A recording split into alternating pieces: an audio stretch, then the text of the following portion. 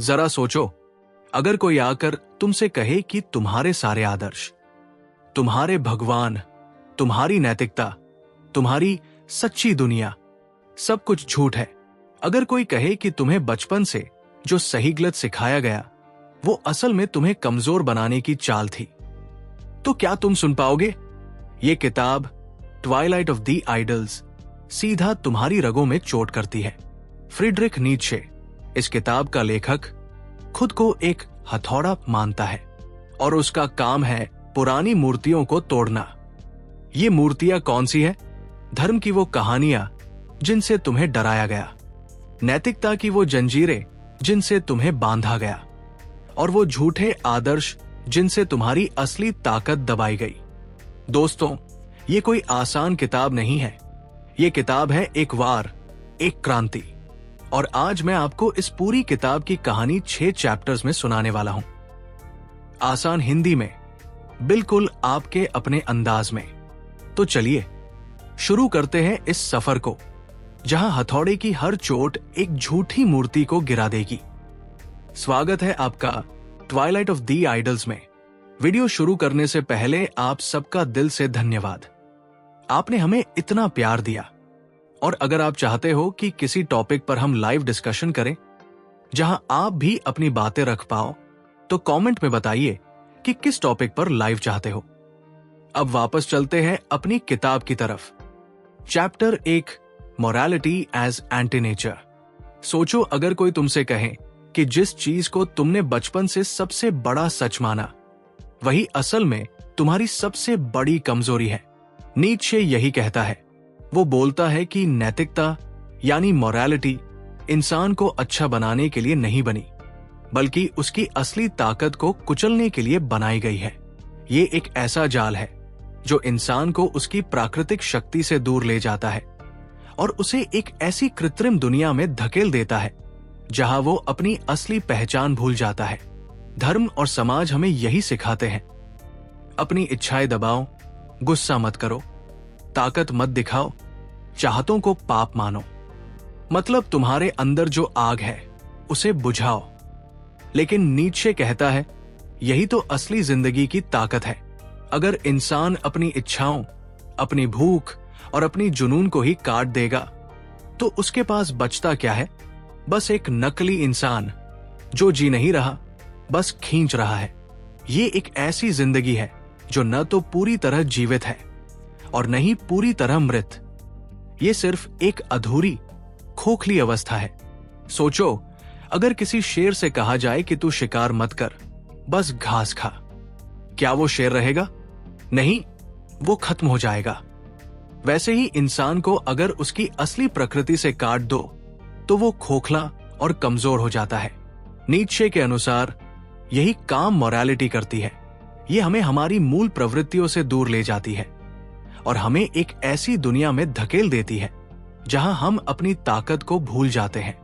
ये हमें सिखाती है कि हमारी इच्छाएं, हमारा गुस्सा, हमारी ताकत, ये सब गलत है। लेकिन नीत्शे कहता है कि ये सब गलत नहीं, बल्कि ये हमारी जिंदगी का आधार है। इन्हें दबाना मतलब खुद को दबाना है। नीत्शे आगे कहता है कि इंसान सोचने में 4 बड़ी गलतियां करता है। पहली गलती, हमें लगता है कि हर चीज का कोई ना कोई कारण है। जैसे किसी को बीमारी हुई तो हम तुरंत ढूंढने लगते हैं कि उसने क्या गलत किया होगा। हम मान लेते हैं कि हर घटना के पीछे कोई नैतिक कारण है। दूसरी गलती, हम दर्द या तकलीफ को सजा समझ लेते हैं। अगर हमारे साथ कुछ बुरा होता है तो हम सोचते हैं कि ये हमारे किसी पाप की सजा है। तीसरी गलती, हम मानते हैं कि हम अपने कर्मों पर पूरा कंट्रोल रखते हैं, जबकि सच ये है कि बहुत सी चीजें हमारी पकड़ में होती ही नहीं। हमारी इच्छाएं, हमारी भावनाएं और यहां तक कि हमारे विचार भी कई बार हमारी पकड़ से बाहर होते हैं। और चौथी गलती, हम गलत सोच को सही ठहराने के लिए झूठी कहानियां गढ़ लेते हैं। हम ऐसी कहानियां बनाते हैं जो हमें ये विश्वास दिलाएं कि हमारा दुख, हमारी तकलीफ, सब कुछ किसी बड़े कारण का हिस्सा है। यही तो होता है जब धर्म कहता है कि अगर तुम्हारे साथ बुरा हुआ तो तुमने जरूर पाप किया होगा। ये सोच इंसान को और भी छोटा कर देती है। ये उसे असली दुनिया से नहीं बल्कि डर और अपराध बोध की दुनिया से जोड़ देती है। नीत्शे कहता है कि ये सोच हमें कमजोर बनाती है, ये हमें हमारी ताकत से दूर ले जाती है और हमें एक ऐसी जेल में कैद कर देती है जहां हम अपनी असली प्रकृति को नकारने लगते हैं। और फिर आते हैं सुधारक, यानी वो लोग जो कहते हैं हम इंसान को सुधारेंगे। धर्मगुरु, पंडित, संत जो ये दावा करते हैं कि वो तुम्हें बेहतर इंसान बनाएंगे। लेकिन नीत्शे कहता है इनका खेल कुछ और है। ये इंसान को सुधारते नहीं, उसे और कायर बना देते हैं। ये इंसान से उसकी ताकत छीनकर उसे अपने नियमों का गुलाम बना देते हैं। ये लोग हमें सिखाते हैं कि हमारी इच्छाएं, हमारी ताकत, हमारा गुस्सा, ये सब पाप है। लेकिन नीत्शे पूछता है अगर ये सब पाप है तो फिर इंसान की असली ताकत क्या है? क्या हम सिर्फ इसलिए जी रहे हैं कि हम इन तथाकथित सुधारकों के नियमों का पालन करें? एक उदाहरण ले, अगर कोई बच्चा बचपन से ही सुनता रहे कि उसकी हर इच्छा गलत है, कि उसका गुस्सा पाप है, कि उसकी चाहते अनैतिक हैं, तो वो बड़ा होकर खुद से नफरत करने लगेगा। वो कभी अपने असली पोटेंशियल तक पहुंचेगा ही नहीं। वो एक ऐसा इंसान बन जाएगा जो अपनी ताकत को नहीं बल्कि अपनी कमजोरी को अपनाएगा। नीत्शे कहता है कि यही काम समाज और धर्म ने इंसानियत के साथ किया है। इन्होंने हमें सिखाया है कि हमारी प्रकृति गलत है, कि हमें इसे दबाना होगा। लेकिन नीत्शे कहता है कि यह सबसे बड़ा झूठ है। नीत्शे इस पूरे चैप्टर में बार बार यही संदेश देता है कि नैतिकता हमारी प्राकृतिक ताकतों को दबाने का जाल है। असली ताकत है अपनी प्रकृति को स्वीकार करना, अपनी इच्छाओं को अपनाना और बिना डर के जीना। वो हमें बताता है कि हमें अपनी ताकत को नकारने की बजाय उसे गले लगाना चाहिए। हमें अपने गुस्से, अपनी इच्छाओं और अपनी जुनून को पाप मानने की बजाय उन्हें अपनी ताकत का हिस्सा मानना चाहिए। नीत्शे की ये बात सिर्फ एक दार्शनिक विचार नहीं है, ये एक चुनौती है। ये एक न्योता है कि हम अपनी जिंदगी को नए सिरे से देखें। ये हमें पूछता है, क्या हम वो इंसान हैं जो अपनी प्रकृति को कुचल कर जीते हैं, या वो जो उसे अपनाकर अपने असली रूप में जीते हैं? ये सवाल हमें अपनी जिंदगी की गहराइयों में ले जाता है। ये हमें मजबूर करता है कि हम अपनी ताकत को पहचानें और उसे बिना डर के जिए। इस चैप्टर में नीत्शे हमें यह भी सिखाता है कि असली स्वतंत्रता तब आती है जब हम उन नियमों को तोड़ते हैं जो हमें हमारी प्रकृति से दूर ले जाते हैं। वो हमें बताता है कि नैतिकता का असली मकसद हमें गुलाम बनाना है, न कि हमें आजाद करना। असली आजादी तब मिलती है जब हम अपनी इच्छाओं, अपनी ताकत और अपनी कमजोरियों को स्वीकार करते हैं। ये एक ऐसी जिंदगी की शुरुआत है जो न सिर्फ जीवंत है बल्कि पूरी तरह से हमारी अपनी है। नीत्शे का ये चैप्टर हमें एक नई दिशा देता है। ये हमें सिखाता है कि हमें अपनी प्रकृति को नकारने की बजाय उसे अपनाना चाहिए। ये हमें बताता है कि असली ताकत हमारे अंदर ही है और हमें इसे बाहर निकालने की जरूरत है। ये हमें एक ऐसी जिंदगी की ओर ले जाता है जो न सिर्फ सच्ची है बल्कि ताकतवर भी। और यही नीत्शे का असली संदेश है, अपनी प्रकृति को अपनाओ और बिना डर के जियो। Chapter 2, how the true world became a fable. Nietzsche इस चैप्टर में उस सबसे गहरी मान्यता पर वार करता है जो इंसानियत ने हजारों सालों तक पकड़े रखी। एक सच्ची दुनिया है, एक हायर वर्ल्ड है जहां सब अच्छा है, सब शुद्ध है और यही असली सच है। ये ट्रू वर्ल्ड का आइडिया। सोचो, बचपन से हमें बताया जाता है कि ये जो दुनिया हम देख रहे हैं ये अधूरी है, नकली है। असली दुनिया कहीं और है, स्वर्ग में, भगवान के पास या मौत के बाद। हमें यही सिखाया गया कि ये दुनिया बस एक परीक्षा है और असली इनाम हमें वहां मिलेगा। नीत्शे इस पर हंसता है। वो कहता है, ये ट्रू वर्ल्ड का कॉन्सेप्ट इंसान की सबसे बड़ी चालबाजी है। पहले दार्शनिक और धर्मगुरु आए और बोले, हाँ, एक सच्ची दुनिया है, लेकिन वो तुम्हें अभी नहीं मिल सकती। फिर समय बीतता गया, लोग उस दुनिया के बारे में कम और कम यकीन करने लगे। एनलाइटमेंट के दौर तक आते आते लोग बोले, अगर ऐसी कोई दुनिया है भी तो हमें उसके सबूत कहाँ हैं? और आखिर में नीत्शे कहता है, ये आइडिया इतना खोखला हो चुका था कि खुद ही गिर पड़ा। मतलब वो ट्रू वर्ल्ड जिसे हमेशा अल्टीमेट रियलिटी कहा गया, असल में एक कहानी से ज्यादा कुछ नहीं निकली। एक झूठा वादा जिससे इंसान को कंट्रोल किया गया। सोचो, अगर किसी भूखे इंसान से कहा जाए, मत खा, असली खाना तुम्हें अगले जन्म में मिलेगा, वो इंसान भूखा मर जाएगा। लेकिन ये वादा उसे आज तकलीफ सहने के लिए मोटिवेट करेगा। रिलीजन और मोरालिटी ने भी यही किया, लोगों को ये कहकर कमजोर बनाए कि असली खुशियां इस दुनिया में नहीं बल्कि किसी और जगह पर है। नीत्शे का कहना है कि ये झूठी दुनिया का आइडिया डेंजरस है, क्योंकि ये हमें हमारी असली दुनिया से काट देता है। ये हमें कहता है कि असली चीजें यहां नहीं, कहीं और है। और जब इंसान अपनी आंखों के सामने की जिंदगी को छोड़कर किसी काल्पनिक जगह में उम्मीद लगाने लगता है, तो वो जीना बंद कर देता है। नीत्शे ब्लंट होकर बोलता है, ट्रू वर्ल्ड आखिर में बस एक फेबल निकली, एक कहानी, एक झूठ। असली दुनिया यही है जो हम जी रहे हैं, यही हमारी ग्राउंड रियलिटी है, और इसे नकारना खुद को नकारने जैसा है। तो सवाल यही है, क्या हम अपनी आंखों के सामने की दुनिया को अपनाएंगे या अब भी किसी इमेजिनरी वर्ल्ड के वादे के पीछे भागते रहेंगे? Chapter 3, the problem of Socrates plus reason in philosophy. Nietzsche इस चैप्टर में एक ऐसे इंसान पर हमला करता है जिसे इतिहास ने सबसे बड़ा दार्शनिक कहा, सुकरात। सब लोग सुकरात को सम्मान देते हैं, लेकिन नीत्शे उसे इंसानियत की एक बीमारी मानता है। वो कहता है, सुकरात हर चीज में तर्क और लॉजिक घुसाता था। उसकी सोच थी कि अगर तुम जिंदगी को समझना चाहते हो तो हर चीज को सवाल और जवाब के खेल में डालो। लेकिन नीत्शे पूछता है, क्या जिंदगी सच में ऐसे चलती है? क्या हम प्यार, गुस्सा, जुनून, डर, कला सबको सिर्फ सवाल जवाब में बांध सकते हैं? सोचो, अगर तुम किसी इंसान से पूछो कि वो क्यों प्यार करता है और फिर वो 100 कारण गिनाने लगे, तो क्या उस प्यार की असली इंटेंसिटी बच पाएगी? शायद नहीं। सुकरात यही करता था, हर चीज को डिसेक्ट करके, एनालाइज करके उसकी जान ही निकाल देता था। नीत्शे के लिए यह बहुत बड़ा खतरा था, क्योंकि जिंदगी तर्क से नहीं, जुनून और इंस्टिंक्ट से चलती है। अगर हर चीज को सिर्फ रीजन पर रख दोगे तो इंसान जीना छोड़ देगा और बस सोचना शुरू कर देगा।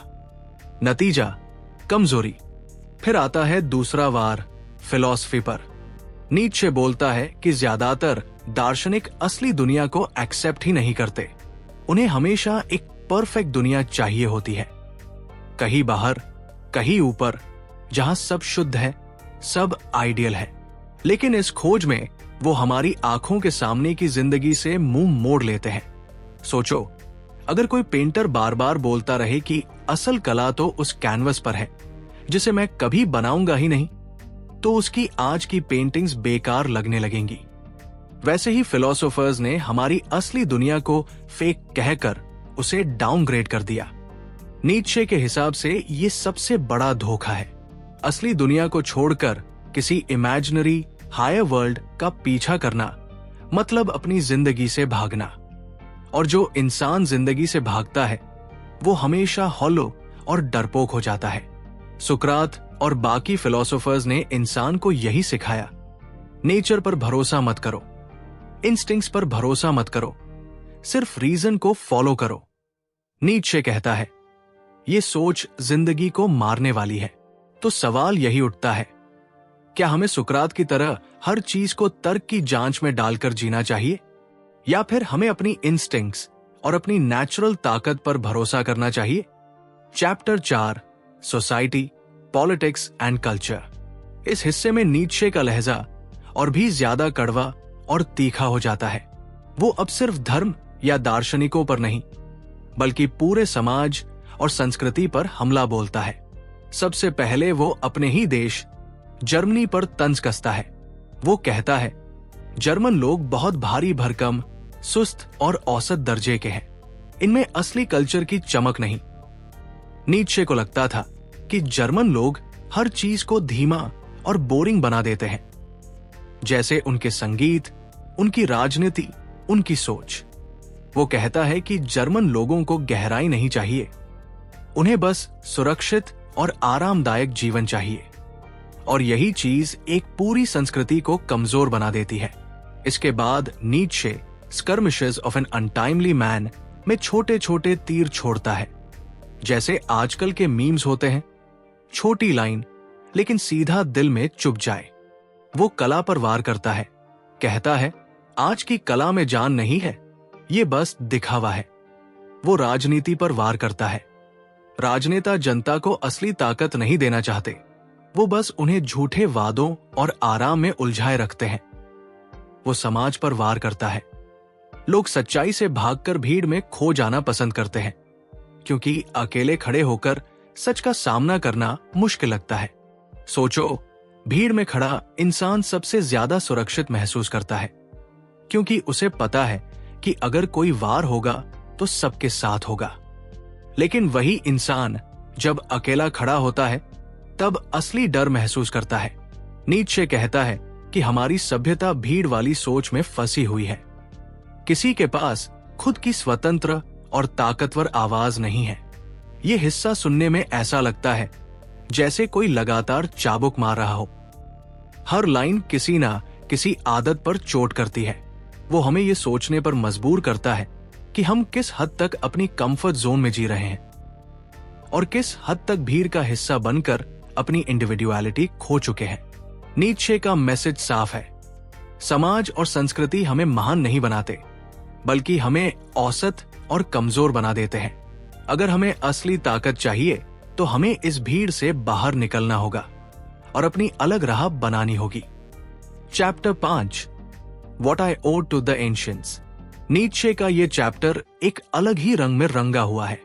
यहां वो सिर्फ आलोचना नहीं करता, बल्कि अपनी प्रेरणा के स्रोत को उजागर करता है।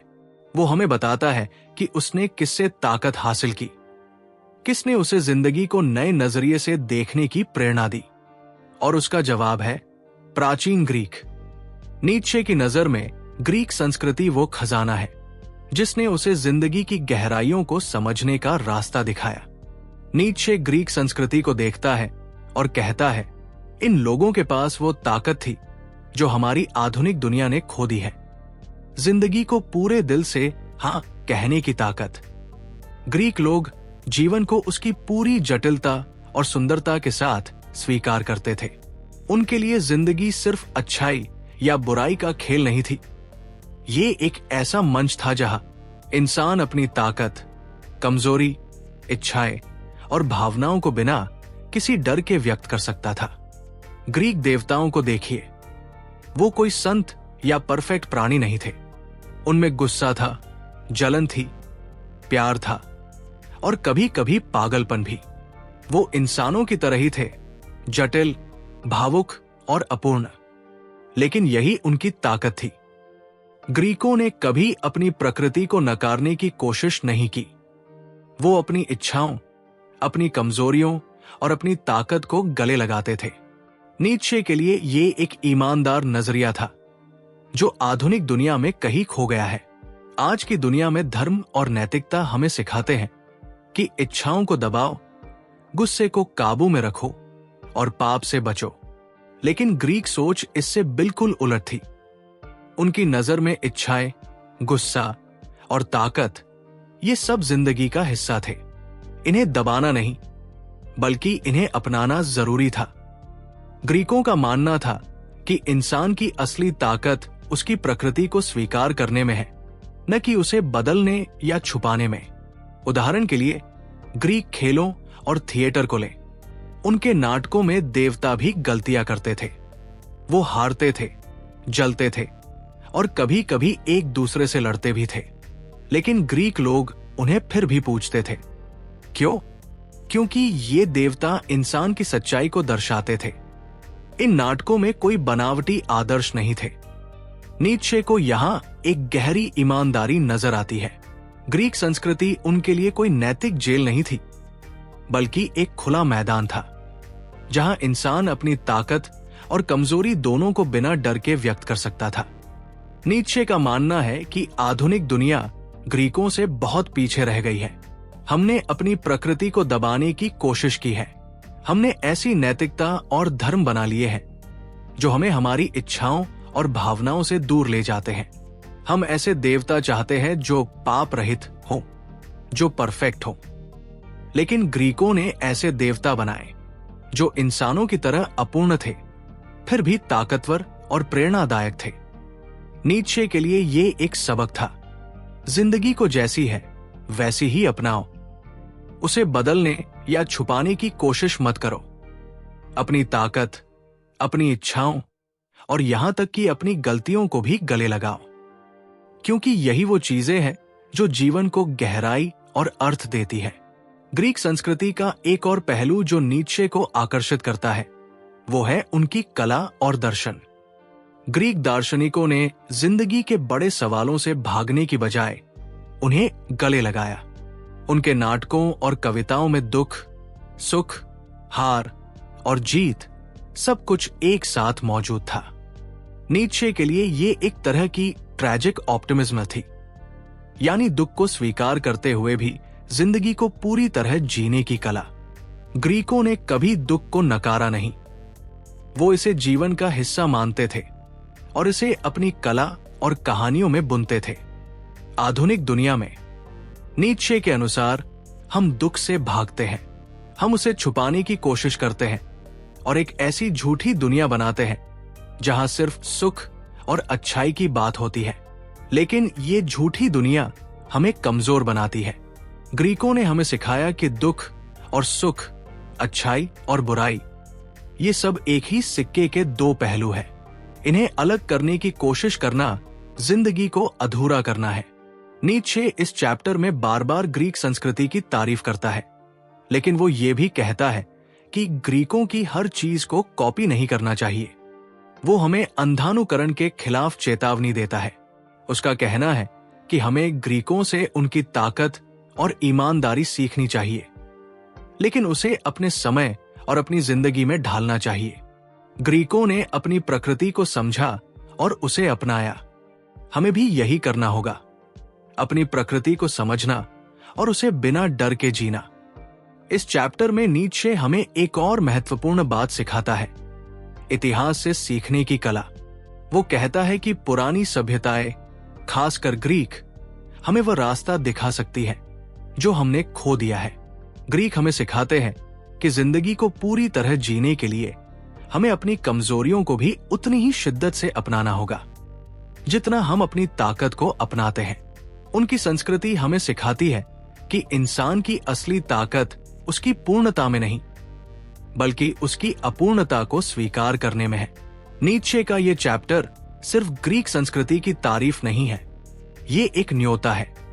एक न्योता जिंदगी को पूरी तरह जीने का, अपनी सच्चाई को अपनाने का और अपनी ताकत और कमजोरी दोनों को गले लगाने का। वो हमें बताता है कि अगर हम अपनी खोई हुई ताकत को वापस पाना चाहते हैं तो हमें अतीत की ओर देखना होगा।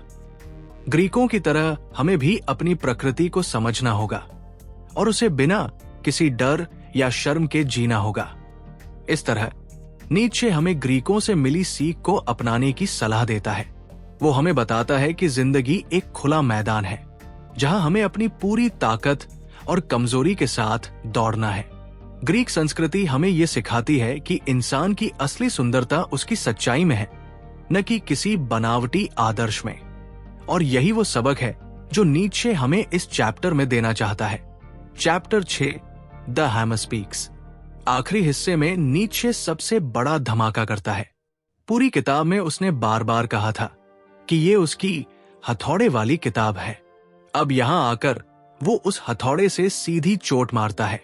वो कहता है कि असली फिलोसफर कोई मुलायम और मीठी बातें करने वाला इंसान नहीं होता। असली फिलोसफर वो है जो हथौड़े से सब आदर्शों को बजाकर देखे, कौन असली है और कौन खोखला।